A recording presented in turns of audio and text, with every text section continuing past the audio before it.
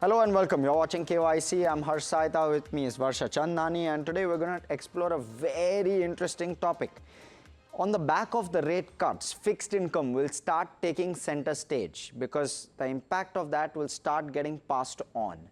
Now, therefore, InvITs become a very interesting investment to explore. Within InvITs as well, what's really the big theme playing in markets? It's power. There's plenty of chatter about how power will likely be or continue to be the theme of the next maybe decade or so, especially power transmission, with the kind of companies that we're seeing in the power transmission space and the kind of opportunities they are picking up. In fact, transmission and distribution products, pricing has gone up by over 50% in the last 6 years alone. So you've seen a very strong rally in terms of that pricing. And that's why we're going to explore IndiGrid today. So what I want to know and why IndiGrid in particular, I've spelled out some part of why I want to talk to them.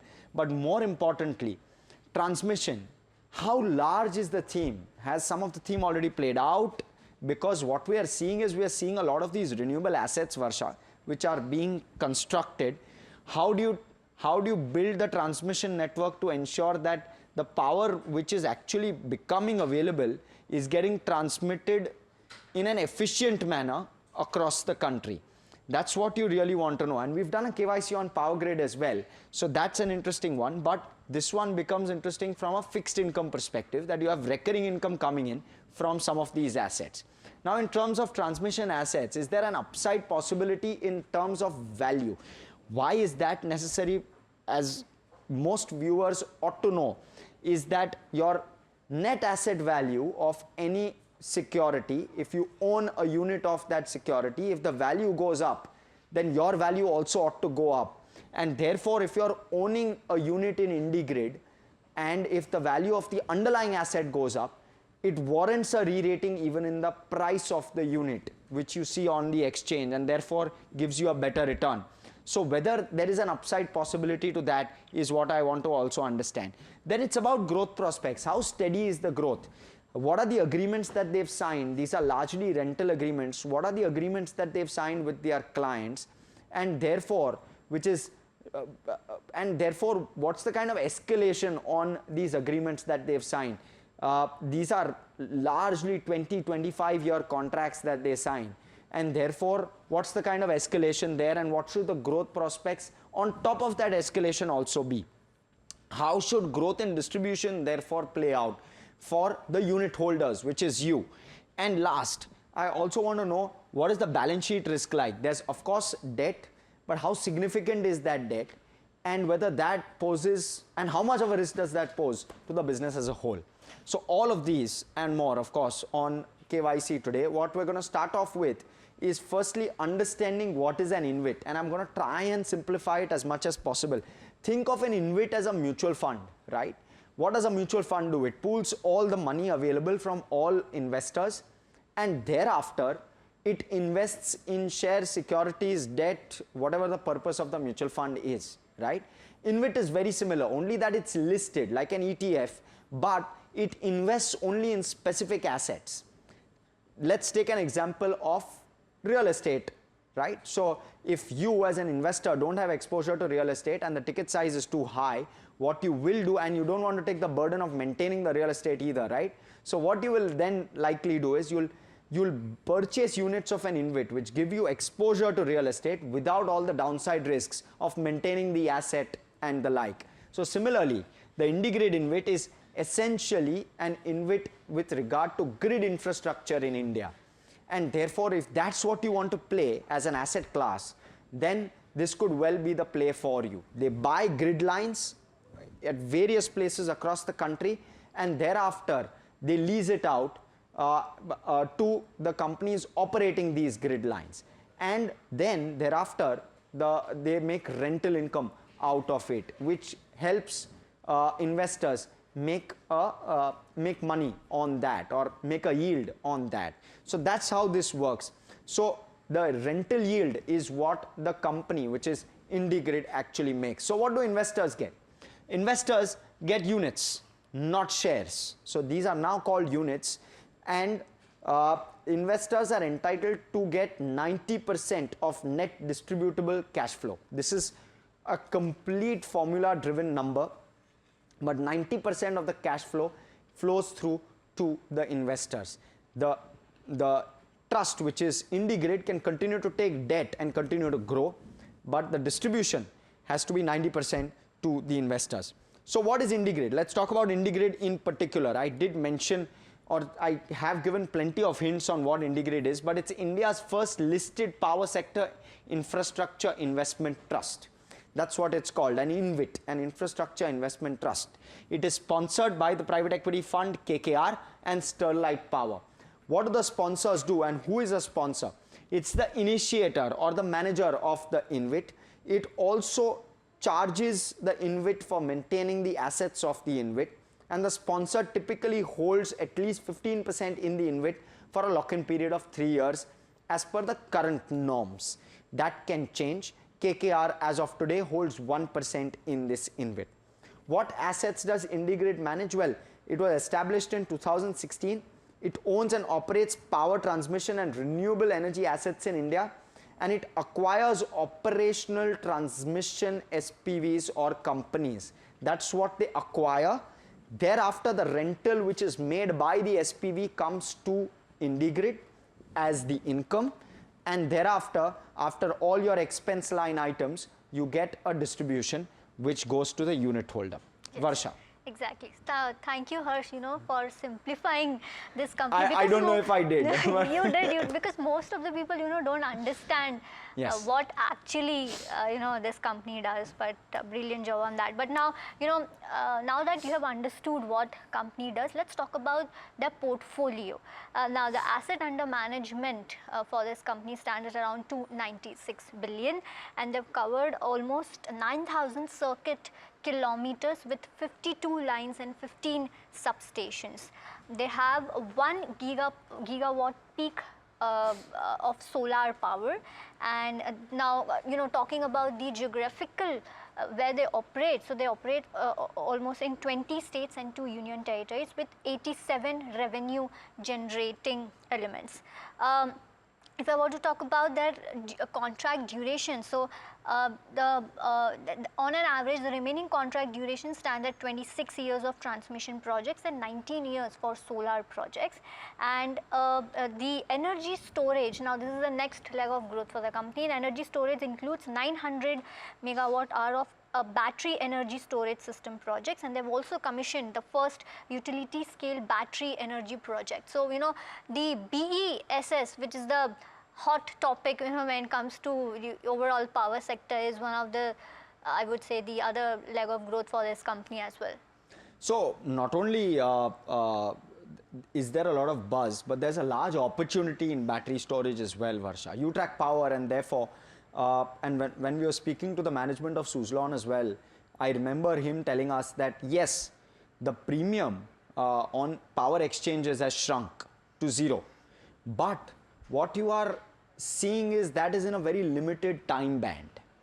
So there are time bands post sunset when power demand is quite high and premiums are quite high as well. Yeah. That's where battery and energy storage comes into play. And that is obviously a very, very big play at this point. But before we digress, let me quickly take it across and look at all the factors that we will look out for in today's KYC and how should we analyze something like an IndiGrid. I'm going to start off with the income statement, thereafter look at the balance sheet, the cash flow.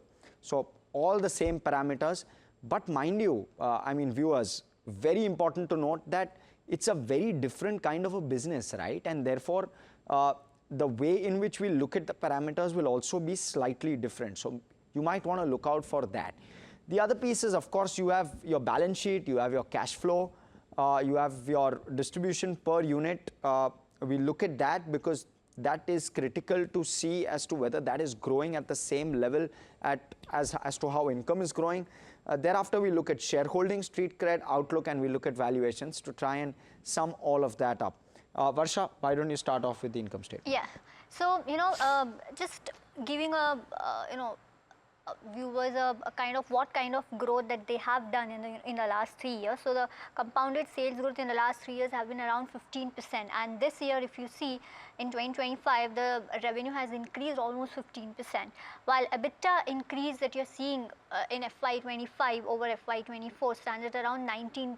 So yeah, overall a good number. But you know, the interesting point when it comes to IndiGrid is distribution per unit. I mean, distribution per unit is what you as an investor gets. This is the highlighting factor when it comes to DPU. So good number on that, and we would like to give a neutral rating on that. Yeah, so that's with regard to income statement, distribution per unit, both of those. We're looking at a decent growth number on both of those counts. Let's look at the balance sheet now. The balance sheet, when you're looking at the debt, it's gone up from 19,200 to 19,500 crore over the last year or so. Is this a concern? No, because largely a lot of these assets are funded by debt. But when you're looking at the debt to equity, therefore, or rather there is no equity here, but the debt to the market cap of the company, it's quite sharply high in that sense. And therefore, that's something you want to look out for as to how much of that is secured and how much of the assets within the InvIT have been in that sense given as security for the purpose of getting this debt on the balance sheet. So that's one thing. The other thing is also you want to look at this in conjunction with the cash flow as well, which Varsha will take. But my point being simple, where does the debt therefore go over the next 2 to 3 years is something that I really want to understand from management. And how should one look at debt in an InvIT structure like IndiGrid, because it's such a critical element in the entire supply chain of electricity in the country, and therefore maybe you look at debt very differently. We've given this a neutral, of course, because it's largely normal to have these kind of debt levels within InvITs. Yeah. Now, since you were speaking about cash flow, you know, so basically net cash flow at trust disposable for distribution is the metric that, you know, we see when it comes to IndiGrid InvIT. If you see, that stands at around 976 crore in FY25, and the good thing is over here is interest coverage ratio, if you see, is almost 2x, and average cost of debt here stands at around almost 7.6%. So overall, if you see good number when it comes to, you know, cash flow, and interest coverage ratio is also looking at a good level. Yeah, so that's how cash flow is. Average cost of debt doesn't look expensive either. Where does that go is the other critical piece which I'd want to know. Let me now talk about very quickly about shareholding, because when you're looking at the shareholding, you look at it holistically. GIC owns around 17%, KKR owns around 1%. Then there's retail, which holds around 28%. Corporates and trusts and insurance will hold around 33%, 22% held by corporates and trusts, 11% by insurance. Other FIIs hold around 17 odd percent, and then there are others which hold around 4% odd. So that's how it's structured. We'll give this a neutral again, because you're seeing good, healthy, large shareholding from some marquee investors. But outside of that, there's also a large free float, which the company seems, or the InvIT seems to have. So we've given this a neutral. Street cred also I will quickly take before Varsha takes outlook and valuations. When you're looking at the way in which the unit price has moved, it's given a decent return.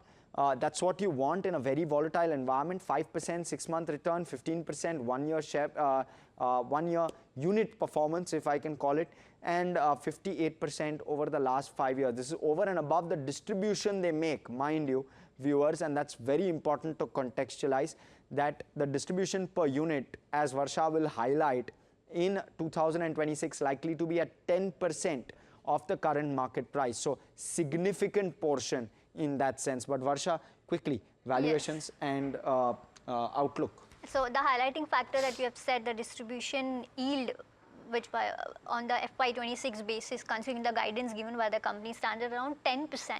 So this is a very interesting point. And if you see price to book, one of the metrics that you should see when it comes to, you know, in IndiGrid infrastructure is the price to book stands at around 2.27x, while the median price to book stands at it's like 1.8x. But on the outlook point, which is actually interesting, what lies ahead. So they have a strong portfolio strategy wherein they're going to focus on stable operation, value accretive acquisitions, leveraging debt headroom, which Harsh was actually speaking about. And they're also executing augmentation and BESS projects, which we have been discussing, and new greenfield opportunities via NRGrid, which is the new company that they have formed.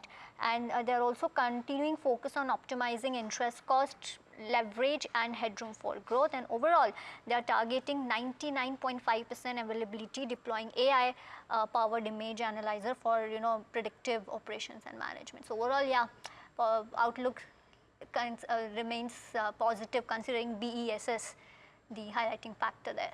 O&M will also be a large part of the cost. Yes. So any optimization there will help. But let's quickly look at the final KYC ratings that this one adds up to. Income statement is a thumbs up, balance sheet neutral, cash flow thumbs up, distribution per unit fairly okay, shareholding is a neutral, street cred thumbs up, outlook neutral, and valuations neutral. Mind you, it's a very, very niche company in a very, very niche space, and therefore you want to revisit whether the facts that apply to you, and therefore we're going to speak in to the management. Shah coming in, Managing Director at IndiGrid, to talk to us about the outlook and the future going forward. Hi, good morning, Harsh. This is Harsh here as well, so your namesake.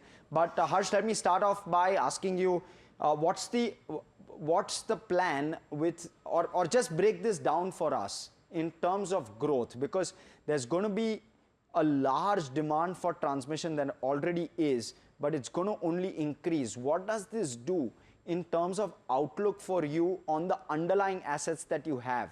Does it improve your NAV substantially? Thanks a lot. I think just to clarify, there is the current set of assets do not get impacted by new growth. Right? As you mentioned in your initial brief, the current set of assets yield and generate cash flows, which is given to unit holders. The growth in the sector offers growth opportunity for IndiGrid to grow, build new assets, whether it's transmission, BESS, or solar. And therefore, the growth is going to result into incremental DPU or distribution per unit for unit holders. So that is the impact of the opportunities that we see in the sector will have on the IndiGrid as a platform. The current set of assets are neutral and they are there to be yielding cash flows to unit holders. So Harsh, sorry if I'm insisting here. So 60 rupees is the, roughly 60 rupees per unit is the book value of these assets. So when we say that the NAV is 144 rupees, doesn't that mean that your fair market value has gone up, and that is largely because, and that's largely demand driven? No, it does not mean that. Okay. The transmission business is take-or-pay business, and therefore it has no impact of how much electrons are passing through the network. The parameters that you have referred to are two different parameters. The book value is an accounting book value of the asset, which gets depreciated over a period of time as we pay out cash flows from the asset. The NAV is the NPV of future cash flows that you will earn. These two are completely different contexts. While they are both reflecting to a number, the book value is depreciated value at which the assets were built, which is cost. NAV is future cash flows NPV into today's present value. So they are not connected directly to each other, and that will be, in my mind, an inaccurate way of looking at the business.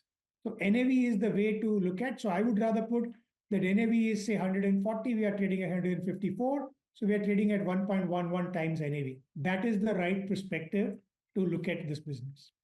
Right. Hi, Mr. Shah, Varsha this side. Good to have you. So, just wanted to have outlook on your, BESS system, considering you have formed a new company also for that. So, have battery procurement already started? Just wanted to have what are the strategies there and this outlook when it comes to BESS. We are extremely positive about BESS opportunity and requirement for India. And we do see in the coming few years, the requirement will cross at least 50 gigawatt hour in the country. We started BESS expansion 3 years ago when we picked up a very small BESS in our substation. And now we have also commissioned our first regulated tariff project of BESS, which is India's first project, which is standalone regulated tariff approved with a discom, which is in BESS in Delhi. We just commissioned it in 31st of March. And that's the first one. And then we are looking at commissioning another 900 megawatt hours of battery in next 12 months. And we are very excited about this opportunity, and we are fortunate to win some of the early tenders and therefore at fairly good returns. Got it. And also, Mr. Shah, so you have guided almost rupees 16 when it comes to distribution per unit with 1 quarter reserve, if I'm not wrong. Are you being conservative to this number? I don't think so. I think we stand for, or IndiGrid stand for delivering a superior total shareholder return. And as you partly alluded some time ago, the shareholder returns are consisting of distribution per unit and the price movement. While the price movement is not something which management controls, distribution per unit is from our business and we work on it very strongly. And to provide predictable cash flows, we think that a quarter or two of distribution is something which is absolutely essential. For example, we saw COVID in 2020, and that's the only period in which I would say we had to dip into the reserve. But we would like to be resilient. Even in case of COVID too, we should be able to provide our investors the DPU. And therefore, I think quarter on quarter movement is something we don't control. So we are not being conservative on managing a 1 to 2 quarters of cash flow with us. When we increase the DPU, we are confident that it will yield the same run rate for a considerable period of time. And that's when we increase the DPU. So today, as you mentioned rightly, we have increased the forecast to 16 rupees a unit, which is almost a jump of 9% year on year versus last year to this year. And for an InvIT or a yield platform, it's a significant jump. And if one looks at the 5-year track record that you described, it's a growth from 12.75 to now 16 rupees a DPU, which is, I would say, one of the significant DPU growth story that's panning out in the country. Let me ask you, where does this growth come from? Is it from the escalations within agreements you've already entered into? Is it how this works? Okay. So the growth comes from 3 factors in this business. One is based on the asset that we've acquired. More projects that we acquire, that adds in more cash flow to us to distribute, and we distribute to our unit holders. So over the last 2 years, we have acquired more than 6,000-7,000 crores of projects. And that's something which is giving effect in a full year basis as we move ahead. That's the growth. The second one is financing. As you would have seen, we have a sizable amount of debt, about 19,000 crores. And we are into a reducing interest rate scenario. And therefore, as the interest rate reduce, there is a significant bump up that happens in terms of NDCF. So that's the second one. And third is just here in terms of operating efficiency. Because as we manage larger assets, our cost base relatively come down. So I would say these 3 are the main factors for yielding to the growth. Got it. And so therefore, what are the expansion plans now going forward? How do you fund that expansion? Because 90% of your net distributable free cash flow needs to be distributed to shareholders. How does that really work? So where do you grow from? Where do you get growth capital from? Give us some perspective. Sure. So this is a unique and salient aspect about InvITs, that the management or the board does not reserve right to plow back the cash flow. It belongs to the shareholders/unit holders, and therefore we give 90% distribution. So when we have to grow significantly, where we have exhausted our debt headroom, in that scenario, we need to raise more capital. And we have done that successfully over the last 5 years, 6 years via preference issues, rights issue, QIP, and in variety of manners. So we think that our current set of investors have supported us very well, especially in the subscription of rights issue. And also, if we were to do preference issue, there are significant investors wanting to invest. So we get incremental cash flow or incremental investment capital by way of either rights issue or preference issue, which we deploy into new projects and growth that we see. So that's how the capital flow happens to that. Besides that, We've also put in a platform called IndiGrid, where we have ourselves committed around $100 million, and two global investors like British International Investment BII and Norfund has committed another 100 million each, which gives us an under construction capability of at least up to 10,000 crores of projects, which then will be acquired into IndiGrid subsequently when they are ready. Out of this 10,000 crore, there are already about 3,500 to 4,000 crores of projects already won by IndiGrid, and they will give immediate growth in next couple of years as we go on. Got it. And what is the overall capex outlay that you have targeted for the expansion that you are doing? Yeah. So right now we have around 4,000 crores of projects in hand. We have capability to do another 10,000 crores. So that's how we look at it. I mean, depending on how much capex we do is how much bids we win. It depends on that. But we see a fairly large projects pipeline in the offering. So we are confident that we'll be able to grow that much. And the other part of the business where we grow is by acquisition. So as you would have seen, we have signed to acquire another 2,100 crore worth of assets in transmission and renewable just yesterday from Renew Energy. And that's another mode of growth for us. So we do both organic, where we develop projects on our own, whether it's transmission or battery storage, or we do acquisitions of transmission, battery storage, and solar. Okay. Mr. Shah, thank you so much. This is frankly, super insightful to understand InvITs at a time when we are all going through a rate cut cycle, right? So, and therefore becomes very interesting. But thank you so much for being very patient and explaining all of these nuances to us and the future plans of IndiGrid as well. Thank you for that. But viewers, completely out of time on this edition of KYC. From Varsha, myself, everyone who puts the show together, thanks so much for watching. Stay tuned to NDTV Profit. More action on the other side.